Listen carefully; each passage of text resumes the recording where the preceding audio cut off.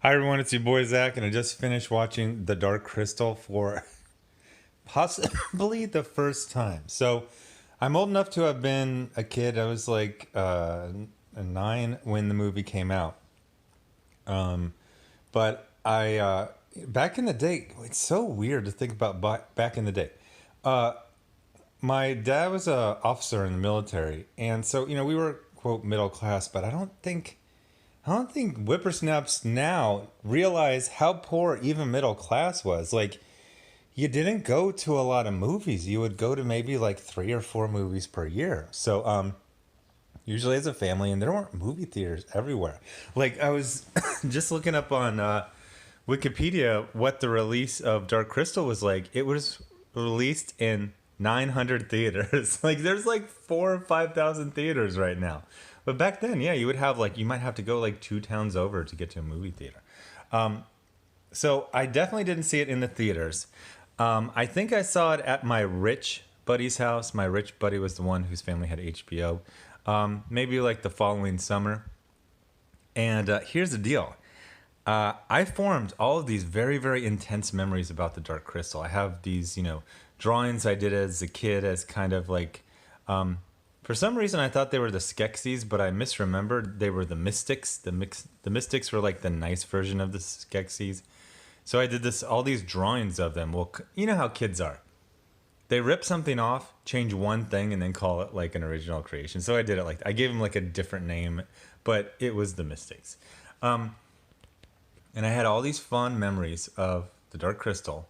And then when I became a father, I showed it to my son, and we both hated it. Like, because I pumped him up, and I described this movie, and then we watched the Dark Crystal, and it wasn't the movie I remembered at all. And then I remembered something. This is back in the day where you didn't. This is actually even like, I mean, VCRs existed, but not a lot of people had them. So you saw a show on TV or you didn't, and often you would just catch like, oh my gosh, it's on, but it's like the last 27 minutes. So it looks like what happened was I saw like the last 27 minutes of The Dark Crystal, which is pretty action packed and it's very dramatic and it's a little scary. And then I extrapolated this entire beginning for the movie that doesn't exist. And the beginning of the movie in my memory, the fake memory, was very intense, very scary, a lot of action, a lot of like jumping and death traps and stuff like that. And it's not that at all. So that's what I was expecting to watch. I was getting really bothered. My son was getting bothered because I promised him some completely different other movie, and I think we quit. I don't even think we finished it. So then I started having really negative views of the Dark Crystal for like the last 8 years or something, and then like it kept getting recommended to me on Netflix, and then they're doing a prequel. I thought it was a sequel, but it turns out it's a prequel called Dark Crystal: Age of Resistance, and so I was like, all right, I'm gonna watch it, and I really really liked it for the first time in my mid 40s. I finally saw the movie that was literally made for me when I was 9, because as you saw from the title, this is essentially Lord of the Rings for 8-year-olds, and that is not an insult. That is not a passive aggressive. That's what it is. So for people who haven't seen, The Dark Crystal is a Jim Henson, Frank Oz movie about a magical land, and it has a very very interesting backstory. So it started supposedly as the Dark Chrysalis, and I guess this was probably like pitched to the designer for is this guy named Brian Froud, whatever, and he went and he did all these paintings and drawings and stuff, and they came back. And I guess he got confused and thought it was the Dark Crystal. So there was all these crystals in a chamber, and then Jim Henson was confused. He's like, I don't understand what these crystals are. So it's a very very simple. Like I said, it's like a simplified version of a Lord of the Rings style story. There's a crystal that kind of brings harmony to the land. It's damaged. A shard is broken off of it, and then the whole land is changed. These kind of mystical beings are split into two groups. They have the very, very evil Skeksis, and then they have the very good mystics. And then the land is also like, it's either a really dry desert or it's kind of a nice forest. But overall, it's like split in two. So again, very very simple story is about this. There's a convergence of star, planet, and moon, I think. And this is supposed to do something that I already forgot. Oh, I think it was supposed to be like the apocalypse if the crystal was not restored. So the mystics send one guy, and they don't even give him like, if I remember correctly, they don't give him the best amount of like instruction or really encourage haste. They also seem to tell him his mission kind of at the last minute and not really check on it. So they're like, they're going to slowly walk towards the castle to, I guess, merge with their evil versions. And it would be really cool if the boy elf, they call them Gelflings, if the boy elf finds the crystal and it'll save the planet. But if he doesn't, then I guess the whole planet will just die. Anyway, so he goes and he gets into adventures that are mainly him causing problems for groups and then running away with it while they all die. There's like 3 scenes where either Jen or Jen and Kira, the female Gelfling, they go someplace, these Gartham, which are these pretty cool like crab soldiers, bust in, destroy the place, and then they just nope out. There's one scene I actually watched the whole thing because it was hilarious. There's this female ogre called Algra, and she's got this awesome planetarium. He goes in there, and it's obvious this took like 500 years to build. It's so freaking intricate. And then he goes there, and the Gartham follow, and they destroy everything, kidnap. They kidnap Agra, and then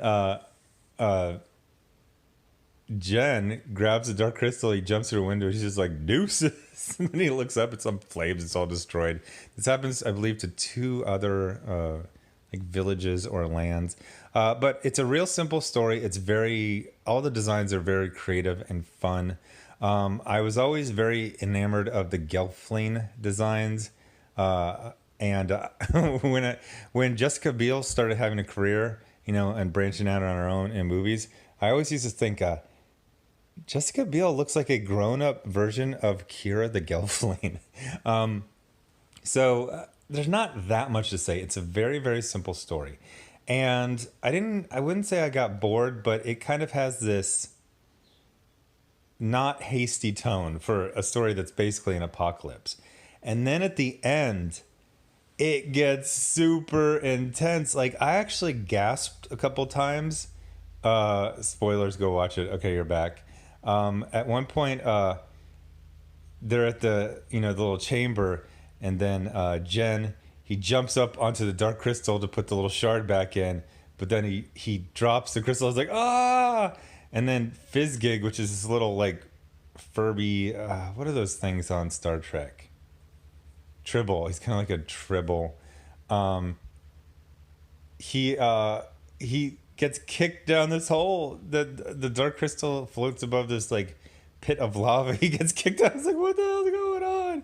And then Kira gets stabbed. Like, I was like, this movie is off the chain. So it resolves itself, happy ending. Everything's great. Everyone's alive that you want to be alive. All I can really talk about besides that is definitely recommend for anyone, I'd say above the age of like, I don't know, 6. Now it is scary, but it's like scary for an 8-year-old where you like peek through your fingers and then you realize it's not that bad.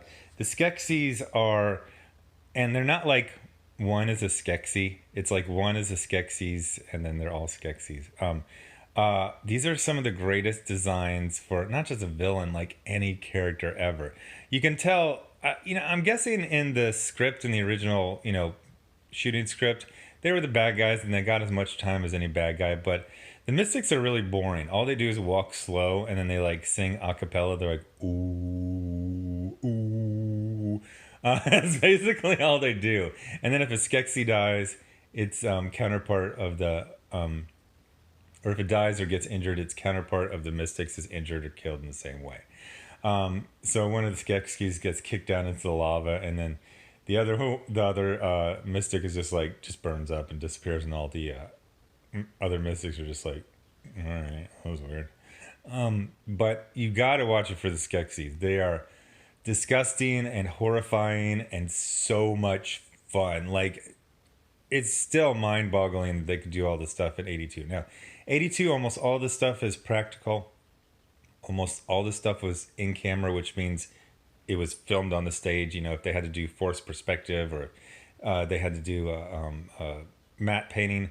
Although I will say at the end, it looks very 1982. So at one point, the evil Skeksis castle is transformed into a good crystal castle, except for, and correct me if I'm wrong, fans of this movie, it doesn't look like, since it was only like one scene at the very end, it doesn't look like they built a whole nother set.